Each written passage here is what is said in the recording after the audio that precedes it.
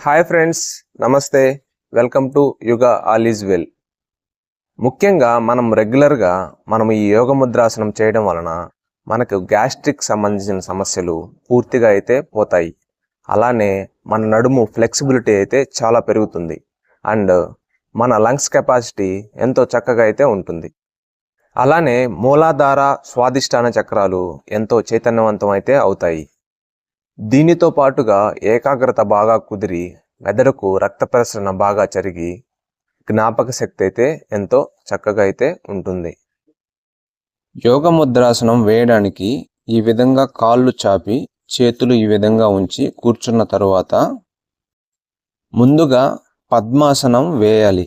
ఎలా అంటే ఈ విధంగా కుడి కాలుని ఎడమ తొడపై ఈ విధంగా ఉంచుతాం. తరువాత ఎడమ కాలును కుడి తొడపై రెండు మోకాళ్ళు ఈ విధంగా నేలను ఆనించే విధంగా ఇలా పద్మాసన స్థితిలో కూర్చుంటాం. యోగ ముద్రాసనం వేయడానికి ముందు బద్ధ పద్మాసనం వేయాలి. ఎలా అంటే ఈ విధంగా కుడి చేతితో ఎడమ కాలి బొటన వేలు పట్టుకుంటాం.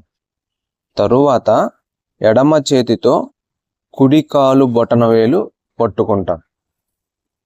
ఇది బద్ధ పద్మాసన స్థితి. ఈ స్థితిలో ఉండి ఇప్పుడు నడుమును లైన్గా ఉంచి గాలి దీర్ఘంగా తీసుకుంటాం. ఇప్పుడు నడుమును ముందుకు వంచుతూ తలను నేలను ఆనించాలి. వెళ్ళేటప్పుడు మనం దీర్ఘంగా తీసుకున్న గాలిని వదులుతూ తలను నేలను ఆనించేలా ముందుకు వంగుతాం. ఇది ఆసన స్థితి. ఈ విధంగా ఉండగలిగినంతసేపు ఉంటాం. తరువాత నెమ్మదిగా గాలి తీసుకుంటూ ఈ విధంగా నడుము భాగం పైకి లేపుతాం.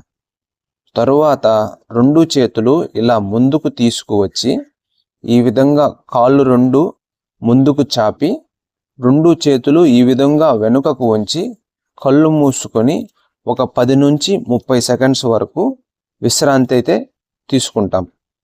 ఇలా యోగ ముద్రాసనంలో ఇలా నడుము భాగం పూర్తిగా వంచడం వల్ల ఉదర భాగంలో ఉన్నటువంటి గ్యాసెస్ త్రేపుల రూపంలో బయటకు వస్తాయి.